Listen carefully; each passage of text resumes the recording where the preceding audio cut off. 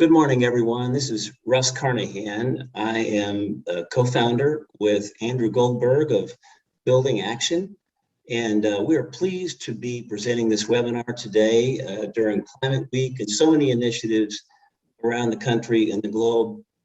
BuildingAction came together just pre-COVID to build a broader, better connected coalition in the building space. We've all seen the statistics. If you look at the buildingaction.com webpage, we've got .org, excuse me.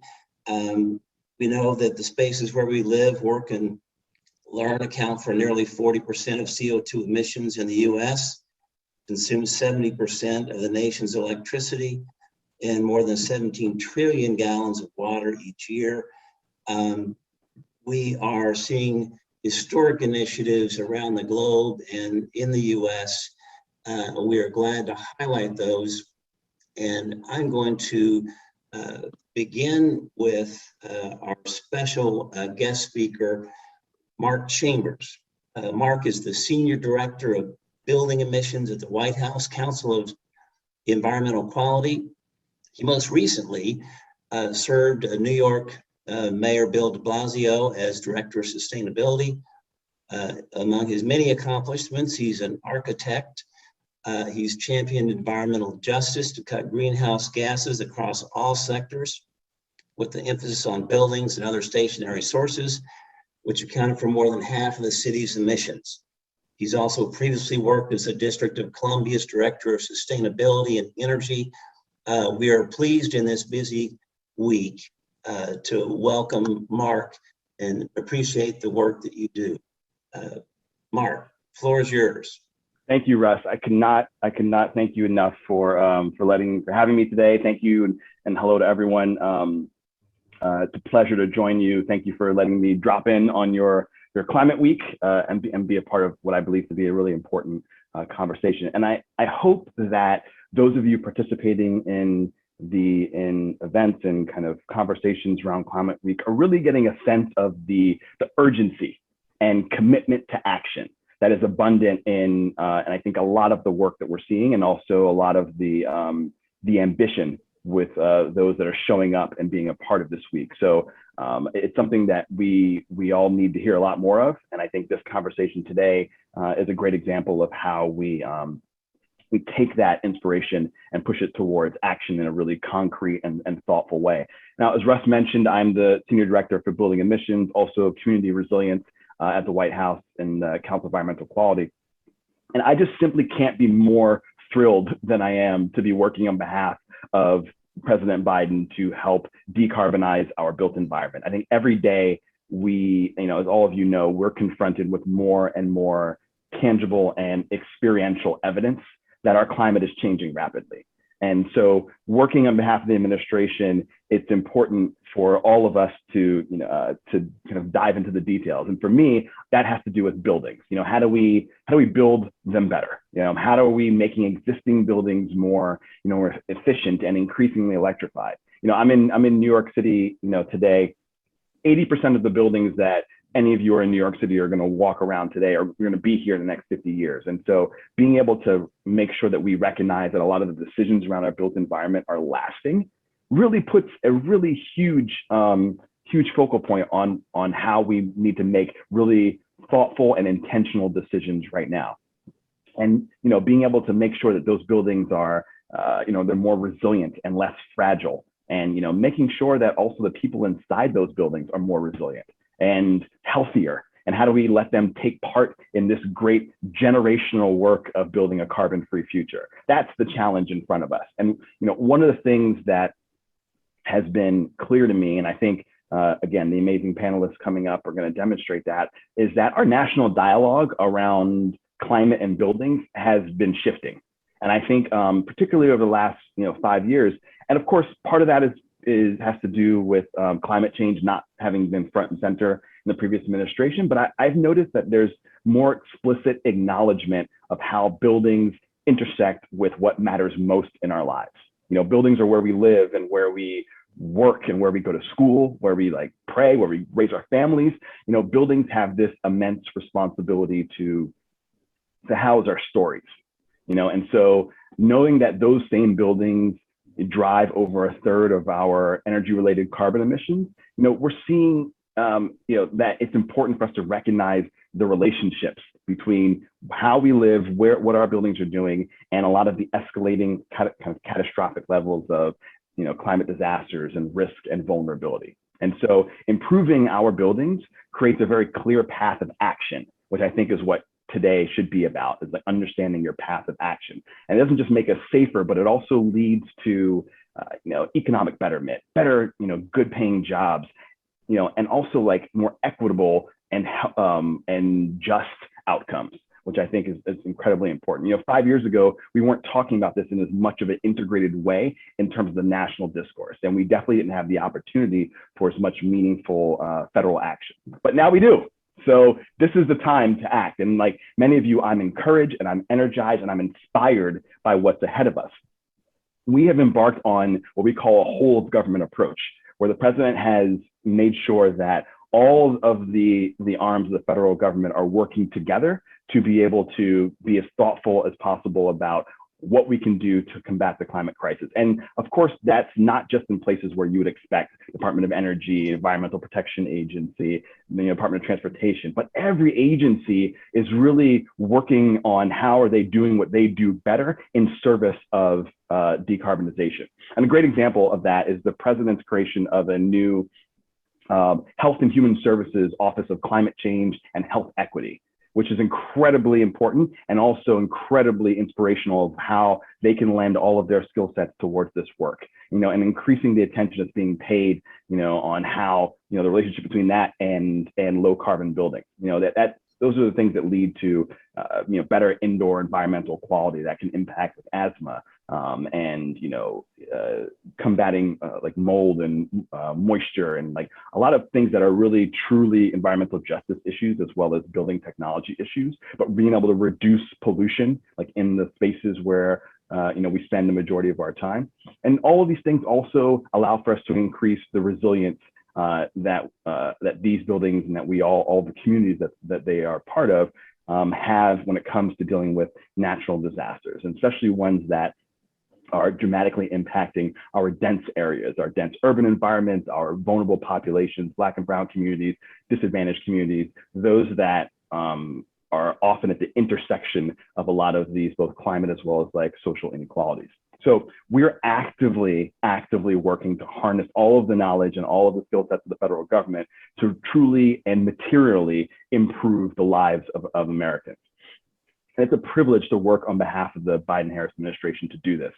And what you're seeing now in a lot of the conversations going on in Washington and around the kind of congressional work on the infrastructure bill, all of that is part of how we build back better. The president set out a very clear framework in his American Jobs Plan and his bipartisan infrastructure framework that is the basis for the conversations that are happening now in Congress. And what's at stake and what's happening is billions of dollars that will kind of be able to go into communities around weatherization assistance and energy efficiency conservation grants and grants for public schools and grants that will go to state kind of revolving loan funds, grants and money that will go to helping communities deal with energy and resilience code adoption, which if you and I have ever had a conversation, it always includes codes and standards are incredibly important to being able to make sure we are pushing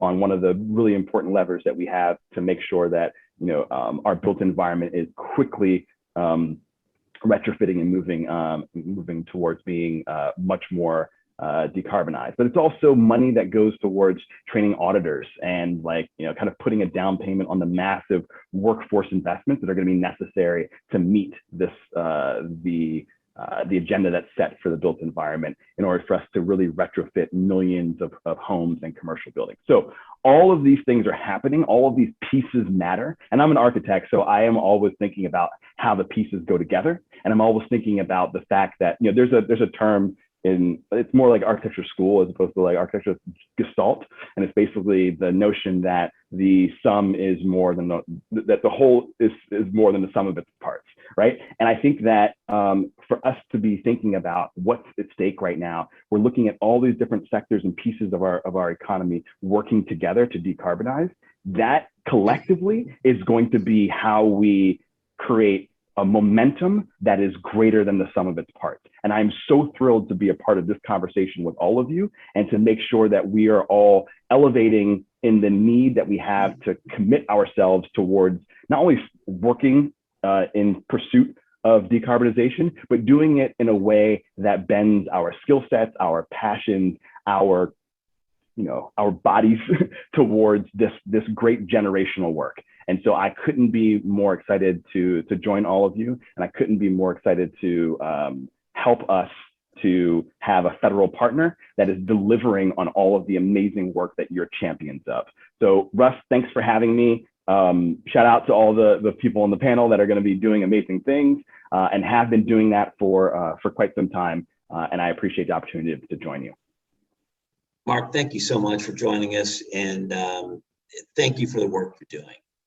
It could not be more important, and it was a great way to kick off this conversation. Good luck with the rest of this week. Thank you. Now I want to turn to our really fantastic panelists that we have with us today. And it's a treat to do a brief introduction and really kick off this conversation. We have first Rachel Hodgdon. She is the president and CEO of the International Well Building Institute. She is leading the work to advance human health through better buildings, vibrant communities, stronger organizations. She's the former executive with USGBC. She has deep sustainability expertise and a track record as a leading global advocate for green schools, movement building, and social equity. Rachel, welcome. We also have with us Clay Nessler. Clay is a global lead for building at the World Resources Institute. It's the Ross Center for Sustainable Cities. Clay recently joined WRI after 4 decades at Johnson Controls, where he held a variety of positions, including global leadership in research, product development, sustainability, regulatory affairs in both the US and Europe. Clay, it's great to have you with us. And finally, Rasha Hassani. Rasha is VP of Innovation and Product Management Excellence at Train Technologies. She's been with the company since 2017, is responsible for driving functional excellence, building product management capability, and incubating and accelerating innovation across the country. She's also executive director of Train's Center for Healthy and Efficient Spaces. The center serves as a convening resource to unify and scale strategies and solutions that create safer, healthier, and more efficient environments across the breadth of the company's business portfolio, including spaces in homes, buildings, and transportation. So we have a wealth of expertise and knowledge with us today, and I really want to kick this off to go first for all the panelists, but starting with Rachel. We know, and it's obvious and it's clear, that planetary and human health are intertwined. Tell us about the work that you're doing and how you're relating the two in this environment we're in today. Rachel. Yeah, thank you, Russ. I mean, look, I think the past year and a half have been a kind of awakening for many. We've got these extreme weather events that are rapidly accelerating, and we're coming face to face with the reality that climate change is a human health issue, and it poses immediate threats to our lives, our health, and our safety. I don't think we can see sustainability as a planet-only construct anymore. We have to view it as a mechanism for harmonizing natural and man-made systems in a way that can both improve our lives and our longevity as a species. Climate change is without a doubt the single greatest threat to public health of the 21st century. Like you say, our fate is intertwined with the fate of the planet. And so here at IWBI, we know that the places where we spend our lives can not only be a significant contributor to the health of that planet, but also can be a significant contributor to our own health and well-being. So our work is anchored in the Well Building Standard, which is an evidence-based, third-party validated roadmap that guides buildings, organizations, and communities towards spaces that are healthier for the people who occupy them. And WELL is continually enhanced and improved based on the user input across more than 30,000 spaces and buildings that total more than 3 billion square feet of real estate in 98 countries. So in our efforts to drive market transformation, we outline ways in which buildings and organizations can address their environmental impact in ways that promote sustainability as well as human health. Our science-based features are aligned with 16 out of 17 of the UN Sustainable Development Goals. We reward WELL projects with 5 points for achieving a green building certification, because we know that green building and healthy building strategies are synchronistic. And just yesterday, we announced that organizations can garner up to 10 points when they assess and disclose their carbon emissions, set emission reduction targets, and then make measurable progress toward carbon neutrality. And so in a 100-point system where the base level of certification only requires achieving 40 points, that is hugely significant. We know that buildings are significant contributors to climate change. The way we design and operate them either contributes to or detracts from our carbon-related goals. And WELL is a vehicle for reforming and reframing our relationship with the planet and with each other. Our work really aspires to put buildings at the forefront, to model transformation in the market that we need to see in every sector. Thank you so much. And we've all seen the WELL building commercials that have great visibility to your work and impact. So thank you. Let's next go to Clay at the work you're doing in space. Yeah, so thanks, Russ, and thanks to the organizers for this great session. What a way to spend an hour during Climate Week. I'd like to bring up one point, and obviously the IPCC report was a wake-up call. The UN Secretary General calls it a code red event. And you know, alternatively, in sessions like this, we'll talk about sustainability, we'll talk about climate mitigation, and we'll talk about resilience as if they're different topics, which is actually not the case. They're highly interrelated, and we should be glad that they are. I kind of view them as two sides of the same coin. So I want to lean a little bit on the resilience aspects. Let's just do a stock take. Well, let's see, this year, United States, West Coast, super extreme heat, all the way from California up to Washington, Oregon. Most homes don't have air conditioning up there. I mean, we're talking a severe public health issue. Vancouver hit 120 degrees Fahrenheit. That's in Canada. I don't think their building code addresses heat like that. So we have extreme heat in California that leads to wildfires, which are driven by high winds, which makes the power go out, which is impacting people that no longer have power to provide air conditioning. Let's move to the center of the country. In February, cold freeze, unprecedented cold freeze in Texas. Shuts off the power. Windmills actually freeze up for lack of proper maintenance and preparation. Gas lines freeze, so we have no power. Rolling blackouts, that creates freezing temperatures. Again, a health issue. And the water goes out because there's no power to the water treatment and distribution systems. Health issue number 2. And then let's go to Louisiana a couple weeks later, or months rather. We've got a hurricane, severe weather, we have flooding, the power goes out for a long time. More people died of thermal heat exhaustion than died through the flooding. So these things are kind of related. So how do we as an industry, the built environment, address extreme temperature droughts, severe weather, rain, wind, flooding, and any other apocalyptic things that we find ourselves increasingly facing? What's interesting is a lot of these measures are the same as mitigation measures, passive strategies like thermal envelopes with more insulation that allowed to keep in heat and cool depending on the weather. passive solar so that we use the sun's energy to heat the buildings, daylighting so we don't need quite as much electricity to light the buildings, heat avoidance like shading, orienting the building correctly, reflective surfaces, white roofs, and green infrastructure. Those are all things that you learn in Green Building 101. Rachel spent her life telling people to start with this, start with the efficiency, big climate impact. They're active strategies.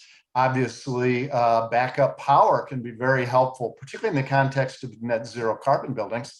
But boy, solar panels, a little bit of storage, a $500 switch that'll disconnect you from the grid allows you to have backup power. So many people were surprised when they had solar panels on their roof during Superstorm Sandy and the lights went out because they didn't have that transfer switch. If we think about this, we can leverage the renewable energy for mitigation as well as for resilience.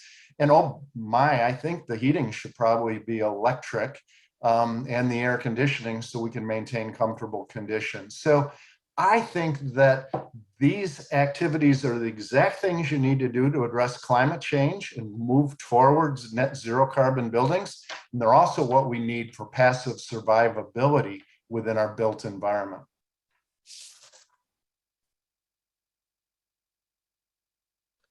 Clay, that's a great overview, and thank you. It highlights so many of the challenges, but also some solutions that are right there in front of us. Next, let's go to Rasha. She brings an amazing perspective, industry solutions that are really thinking big about how to move these solutions forward. Rasha. Absolutely. Thank you, Russ. And thank you guys for having me. I'm super excited to be here. And I agree. I think this is a fantastic way to spend an hour during Climate Week. So one of the things we've been looking at really has been this intersection of sustainability and net zero buildings with the built environment and indoor environmental quality. You know, when we talk about planetary health, we know that people by and large experience outdoor air conditions inside. And so the ability to really create an indoor environment that is healthy and safe for people, regardless of that, where they happen to be, whether it's at home or in a commercial building, they're shopping, or in a bus or a subway. And we all know that all of these things are critical for sustainable cities, right? Mass transit is really important for us to get to these bigger sustainable cities. Having spaces that are both healthy and efficient are critical. And so when we're looking at this, at least within the Trane Technologies space, I would lean on some of the things we've heard already. Number one, innovation in this space is really, really important. All of our traditional approaches to indoor environmental quality are good, but they're not great when we want to scale it. One, they weren't great in the face of the pandemic. But as we start to return to work, we're going to start to see really the energy impact of some of our very traditional approaches towards ventilation, towards filtration. And those are things we need to continue to do, but we also need to start to think about innovation in this space. So we're really, really focused on innovation and indoor environmental quality in 3 areas: assessing an indoor environment, and Rachel and the Well Building Institute are just really, the work they're doing is fantastic and breakthrough in this area. Assessing that indoor environment and being able to really understand the issues you have with indoor environmental quality, whether that's thermal comfort, air quality, lighting, visual comfort, noise, all of those things are super critical. The second is really around, when you identify an issue, how do you mitigate it in a way that allows you to really get the outcomes you want, but not do it in a way that completely blows your energy efficiency and your carbon footprint. And then finally, it's that ongoing management as the building performance and the mission of that building or that space changes. How do you ensure that you're constantly mitigating any potential issues that arise? And so that's an entire body of work that I think we as an industry really need to think about doing and figure out how to how to really advance our thinking in that space. We relied on the tried and true to get us through the pandemic.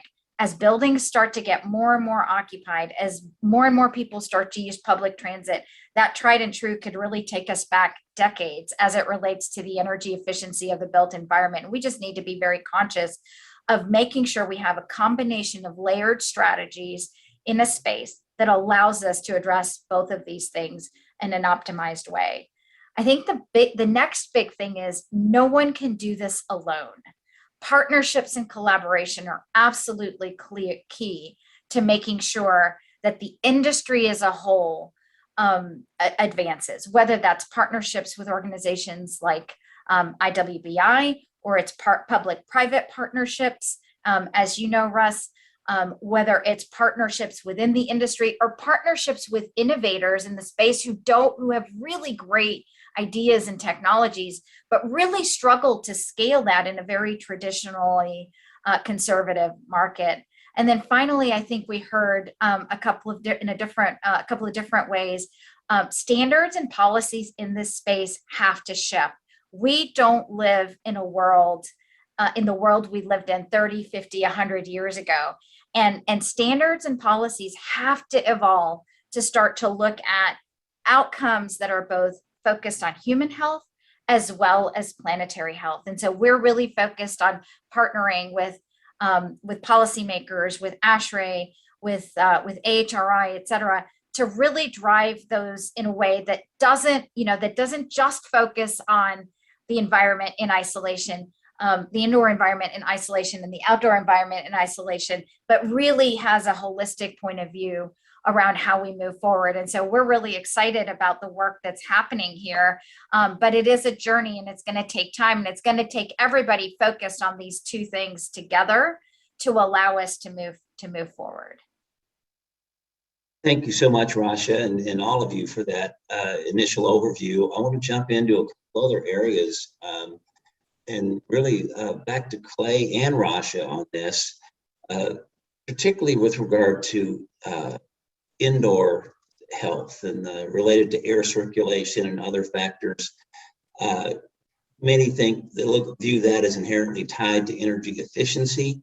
Is this a fair assessment? And what are organizations in this space doing to become more sustainable? Let's start with Clay and then we'll go to Rasha. Yeah, I think Rasha nailed it. That similar to the mitigation resilience coin, I think energy efficiency and indoor health are not alternatives, right? I think we have the ability to optimize that. We can deliver on both. One of the things that I was most surprised about during COVID, well, one, I'll just say it. Occasionally I hear people say, emissions went down 12% in the built environment last year. And I'm like, yeah, and the occupancy of major buildings in cities went down 90%. We should not be celebrating that. We should be really worried about, they really only went down, 12%. What was going on? That means that we need to fundamentally change our view of how we operate buildings. Now, I know there's a bunch of reasons, we have leases, we have service level agreements. We certainly don't want to, shut down buildings when there might be a couple people there, but we need to be smarter about this. And for instance, I know at the peak of the COVID, hard to say that. I used to be able to say that because there was a peak. Now it's like a mountain range. So, but going back to the middle of 2020, that's when people started looking at the energy reductions. And on average in cities like New York City, it was about 25% down. But again, 95% unoccupied. Somebody was clever enough to look at all the buildings registered in GRESB, right? Which is an ESG kind of real estate sustainability thing. They dropped 40 to 50%. So good news, headline, green buildings actually reduced their emissions and their energy significantly more during the COVID So why would that be? Well, I think they're inherently more efficient. They use variable speed devices, which can match the reduced loads. They have a focus on the tenant space. One of the dirty little secrets of commercial buildings is over half of the energy is consumed by tenants. And, you know, if tenants left their spaces with tuna fish sandwiches in the fridge and 3-day-old donuts in the microwave for 6 months, all those plug loads were still on using energy. Well, that can't be the case. If you dig a little deeper, what are the buildings that perform best? The super high performance buildings, the near zero energy buildings. And why is that? Because they provide an environment ideally suited to individuals. Rasha talked about innovation. One of the innovations we need to do is we need to think about buildings differently. We need to control at a zone level. We need to take into account individuals. We don't need to know whether someone's in the room. We need to count the people. We need to provide an environment for those people. And there's going to be other benefits. You don't think a lot of people are going to want to work a couple days in the office, a couple days not? There's going to be variable occupancy throughout all this, more hoteling, more sharing of office spaces. You already see big buildings being kind of consolidated. You see spaces consolidated. You're seeing more small local buildings close to where people live and really conforming to the 15-minute city idea. Controls are going to be a huge way to be able to address this kind of thing. Plus, you know, we went from buildings that are on or off, okay? Well, that's pretty basic, you know, after 100 years. We need buildings that can provide optimal environments, balancing energy and indoor air quality. We also need buildings that are smart enough to turn off the ventilation when there's a wildfire, right? We need buildings smart enough to reduce non-critical loads when the power goes out, but still provide safe environments. There's so much opportunity for innovation in this space, and we desperately need it if we're going to meet the challenges we face. Thank you so much, Clay. Rasha, you all have done so much work in this space, thinking big, but also technology. Yep. Take that one away. You bet. Clay, I agree with everything you've said. I also believe that we have to have better solutions for indoor air quality in fully occupied buildings and buildings that are being retrofit. And that's where we really, I think, can think about innovation. You know, right now, when it comes to, and I'll just take indoor air quality, but this can apply for other elements. When we think about indoor air quality, we kind of have 3 levers. We have ventilation, we have filtration, and we have UVC sometimes. What we aren't thinking, you know, what we don't have are more levers. And we've historically been, as an industry, very conservative.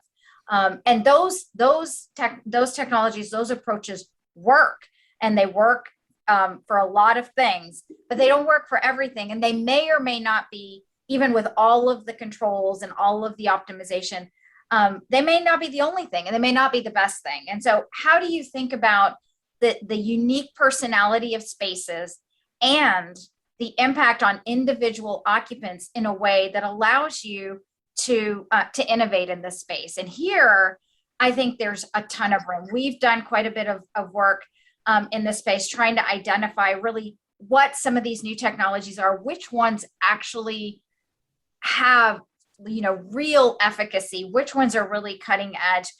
You know, where we've announced some things, but we continue to look for and foster innovation in this space, because I don't think we don't have the luxury to be able to go back to kind of what has worked for the last, you know, 30, 40, 50 years. We need to think ahead and really open our minds around, look, sometimes ventilation isn't the answer, right? Sometimes if you got a wildfire, you don't have enough filtration. You got to turn that thing off. But how do you continue to ensure that you're getting the right outcomes inside the space? In urban environments, outdoor air, you know, isn't the best option, right? Sometimes bringing in outdoor air, you're bringing in, you know, compounds that can't be filtered out with traditional filters. And the more filtration you put onto a system, the more energy you consume, right? And so I'm all for traditional techniques. They absolutely work. We should continue to do that. And we need to start to think about a policy and standards framework. We need to start to think about partnerships. We need to start to think about the indoor environmental quality differently to foster that same kind of innovation we have on the digital side, on variable speed, on water, on chilled water systems. But let's focus that now on the space and the occupant and bring together these digital technologies with these sort of more traditional indoor environmental quality technologies, and bring forth an indoor environment that really addresses all of those issues. And I think it's completely doable.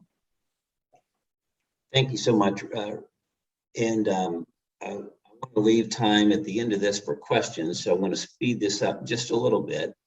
But I want to go to Rachel.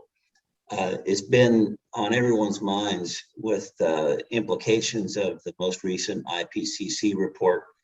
Can you speak to these, how the US targets and some of the potential legislation can bring us concrete change in this area?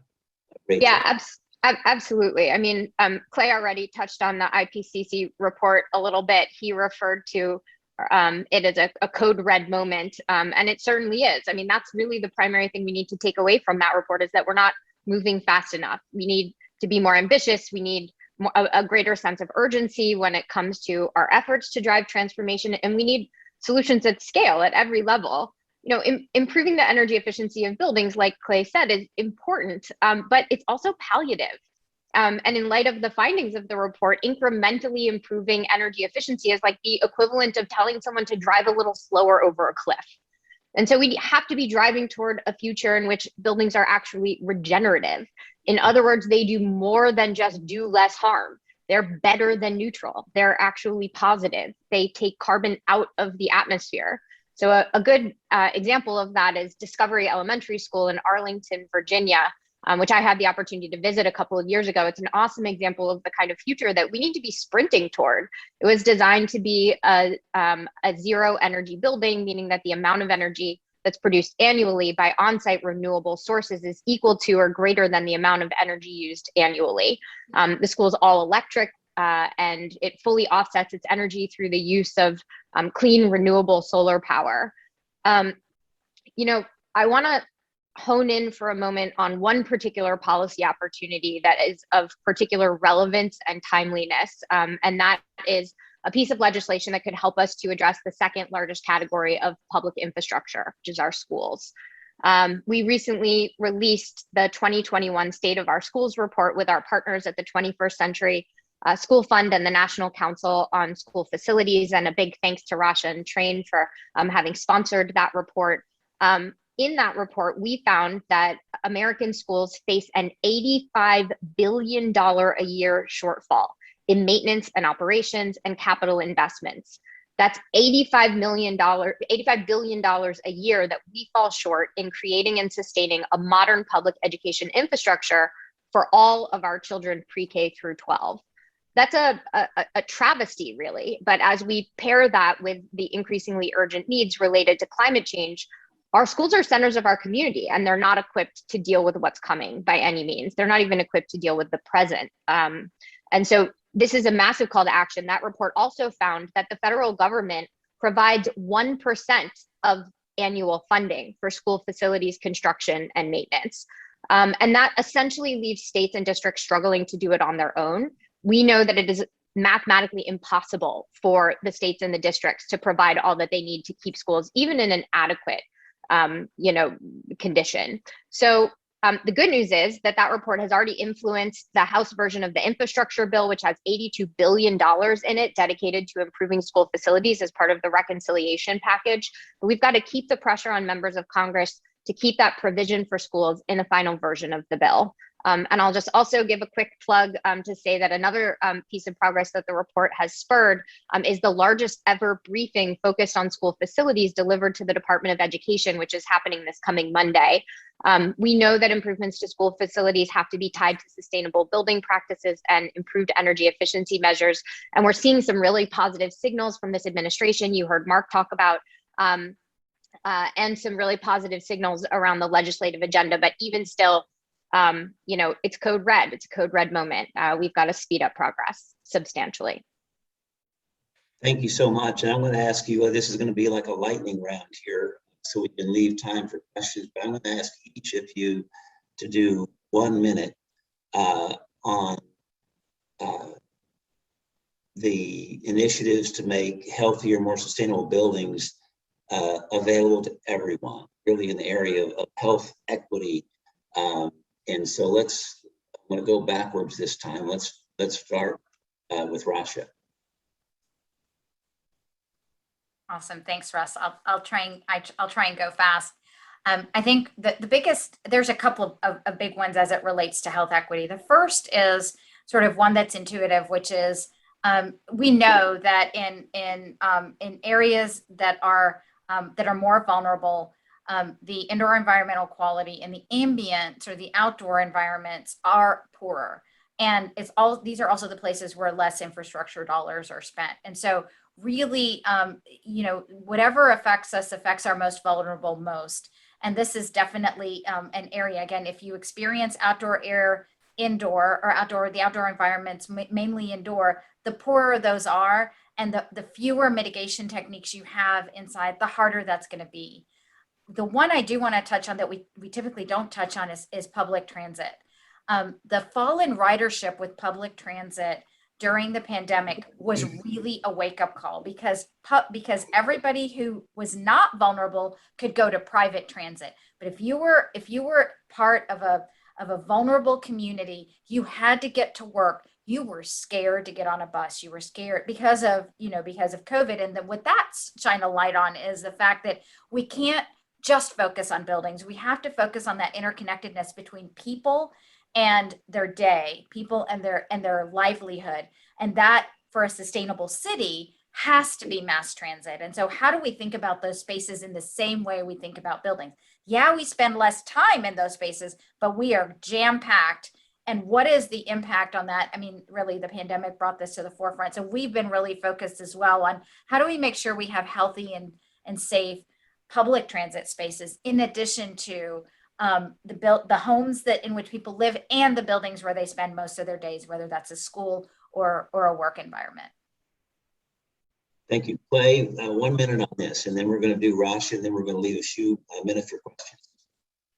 Yeah, so I just want to pile on to Rachel's comments about schools. And I think buried in the infrastructure bill is one very interesting provision that in my previous role as president of the Alliance to Save Energy, we and other advocates were pushing very strong. And that's this idea of, even though we're talking, billions, trillions, numbers we're not used to dealing with, it's inadequate for the task.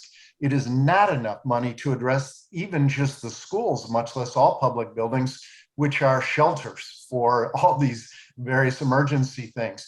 Being able to lever the public dollars with private finance. Everyone says there's enough money in the world, it's just not being invested in the right things. So energy savings performance contracting is a vehicle the federal government and other public sectors use to finance schools, hospitals, city buildings. The federal government uses it to fund most of their upgrades in US federal buildings. We can leverage about $6 for every dollar of public funding. Dedicate the public money to ventilation, filtration, public health, resiliency, the things that don't cash flow, energy efficiency, cash flows. And I just talked earlier about these things all contribute to health, resilience, and climate mitigation. We have an opportunity to lever up this money through wise policy, and we really need to do this for our kids and for our communities. Clay, that's a great point. Rachel, you get to play cleanup on this one. All right, well, I don't think we intended this to be a schools briefing of sorts, but I do just want to stay on that topic of schools for 1 second, and then I'll add one more thought on other sectors where we can make an impact. One of the other findings of the State of Our Schools report is a lesson that we've learned over and over again in the pandemic. Pretty much every public health woe that we're suffering from, those that have the least suffer the most, and Rasha underscored that point as well. Our report found that high poverty communities received substantially less in the way of funding. In particular, those communities that have high percentages of Black and Brown students and rural communities. There is a disproportionate amount of spending going to lower income communities. And that's really just not fair. It's getting in the way of our promise to our children to provide equal access to education. And then the last point that I'll make is around affordable housing. We've got an incredible opportunity because affordable housing developments oftentimes are subsidized or powered by state and federal funding. And so we can much more easily tie mandates and expectations. It's so interesting with affordable housing, where you've got this sector that's catering to a low-income community that can actually be out in front, that can actually accelerate progress because of its tie to legislative mandates. And so that's why we teamed up with enterprise community partners to blend a WELL certification with their Green Communities certification. And today, dozens of states and localities require that certification for any affordable housing funding. And when a project achieves an Enterprise Green Communities certification today, they also achieve a WELL certification. So we're making affordable housing positioning them right at the leading edge of a larger trend that we see in the residential sector for healthier, more efficient homes. That's great. And I'm going to call on Andrew to help tee up some questions. Great. Well, thank you so much, Russ, and thank you everybody on the panel for a great discussion. Got a few questions from the audience, and certainly if folks in the audience have questions, they can put them into the chat room.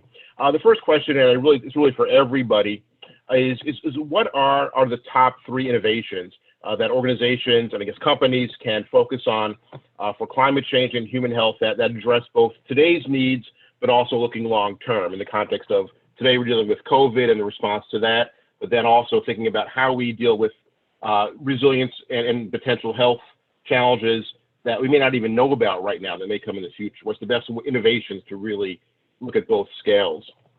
And I'll start with how about Rasha? Great. Do you want each of us to do one, or do you want each of us to do 3? Like we do anything. Whichever you want. You want to take a minute or so. Sounds good. I'd like to kind of underscore some of the comments that Clay made earlier. I think, our ability to apply real digital and sensing technologies in the built environment is really critical. Expanding that to include sensing in the space. Historically, similar to what Clay's has talked about, right? We think about variable speed and the ability to do system level controls, extending that really down to the individual, and leveraging some of the great advances we have in the consumer space around Internet of Things and the ability of the individual to communicate and interact with the system almost behind the scenes, I think is going to be an area that's going to really grow. And then to be able to then give that feedback back to the individual to not just help them be safe, but also feel safe is going to be, I think, one big area. The other one is, and I think there's another question on this, is really around driving that ecosystem of innovation around mitigation technologies, pathogen transmission, elimination of particulates, and then elimination of gases, right? And the ability to manage that air and that environment differently, I think is going to be really critical, especially as we see more degradation in the external environment. And then I think that the third big area of innovation is really around thermal comfort and how we think about cooling differently, whether that's more electrification, more passive type cooling technologies, integration with renewables, storage, energy storage, et cetera. I think that's an entire sort of area of innovation that I think is going to be really critical when you couple that with some of this air quality environmental quality mitigation type techniques. And we can talk about lighting and talk about LED. We can talk about any one of the areas of indoor environmental quality and talk about these same things, coupling that sort of passive technologies, lower energy intensive technologies with smarter spaces, I think is going to be is going to be where the future goes. But hey, so hey, it's a crystal ball, so I guess I can say anything. Okay, Clay. I'll jump in. We got a problem in the built environment. Our stuff lasts too long. And I think if there's one thing everyone needs to think about is to not make decisions tomorrow that you're going to regret 10 years from now. Go back to the IPCC report. I mean, if you look at the Paris goals, we need to reduce carbon emissions 50% by 2030. That's 9 years away, okay? We need to be net zero by 2050. So everybody needs to think about flexibility. You need to be able to adapt to all these crazy things that are happening. So when you're making an efficiency investment, make sure it's also resilient. If you're building a new building, don't just build the code, build the high performance, mitigation, healthy indoor environment, and that. If your boiler goes out, really, really think hard about replacing a like-for-like fossil fuel boiler with, should it really be a heat pump? There are heat pumps that are operating at very high temperatures now that are capable of replacing, boilers in commercial and institutional buildings. So you're probably not going to rip out all your brand new boilers, but when one fails, you ought to be putting in technology towards where we're going. In order to decouple or in order to decarbonize the built environment, we need the grid to catch up. The Biden administration has very aggressive goals on renewable energy. We need to be putting in place infrastructure in new and every retrofit that aligns with where the grid's going to be in the future while satisfying health and resiliency. Thank you. Rachel? Rash and Clay made such good points. So rather than trying to give you three and in favor of getting to one of these other great questions, I'll just give you one, but it encapsulates so much. Regenerative approaches. Paul Hawken just published his new book on regeneration. It's on its way to being a New York Times bestseller, and it is a fantastic digest on all of the different strategies that we have for really not just repairing our relationship with the planet, but alongside those efforts, repairing our relationships with one another. These are solutions that, as I mentioned in one of my earlier responses, actually take carbon out of the atmosphere and put it back into the earth through things of strategies like regenerative farming, or back into the oceans, back into our forests. This is the opposite of that palliative measure. This is a measure that actually heals, that does better than just less bad. And if you pick up a copy of that book, you'll see that it is filled with so many hopeful solutions where we can get away from this notion that sustainability is somehow giving up the luxuries of life, but instead it's so much more about what we gain. It's more about hope than it is about fear. It's more about abundance than it is about scarcity. And so if you, with all of this doom and gloom talk, and I think we've got to sit there to be in a place of reality, there are also amazing examples of that, that triple win: people, planet, and profit. And the book goes into detail on a lot of those case studies, with a special focus on Indigenous communities who have really known about the true meaning of regeneration for longer than, well, most of us have been around. Great, thank you so much for those answers. I think we'll have time for one quick question, and ask all of you for a kind of quick answer. So in a few weeks now, COP26 will take place in Glasgow, the next one of these really important climate international meetings. Just in a few words or less, what do you hope to see come out of that meeting? And what do you hope to see, particularly in the context of buildings and not just climate-related sustainability, but health as well? And we'll go in reverse order. So maybe Rachel, you can go first. I mean, I guess what I would say is my expectations for that meeting are pretty low. I think it's a lot of it's a lot of talk. It needs to be a lot more action. And so, you know, I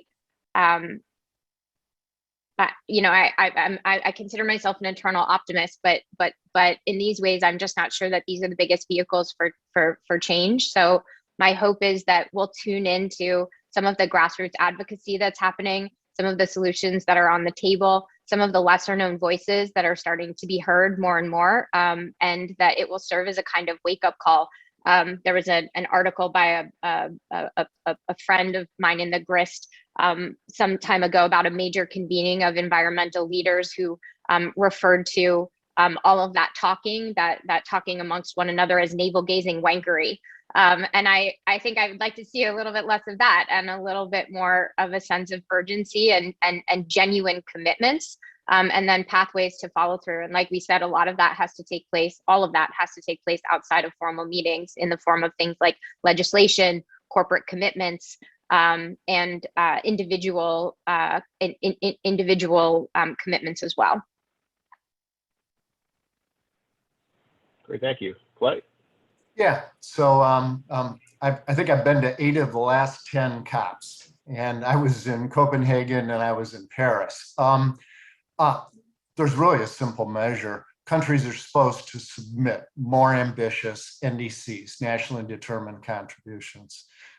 These are their commitments to the Paris Agreement, and it'll be easy to tell whether the major emitters in the world have increased their ambition and committed to things. We're starting to see some commitments, like China just announced they're not going to finance fossil fuel power plants, at least outside of China. So we're kind of waiting for the big emitters to come in. Biden administration really stepped up with the 52% goal. But we're gonna hear a lot of commitments there. Rachel's right. In fact, I think there are so many committeds, we should all be committed. But frankly, what I'm looking forward to is getting off the path of ambition and get into the path of action.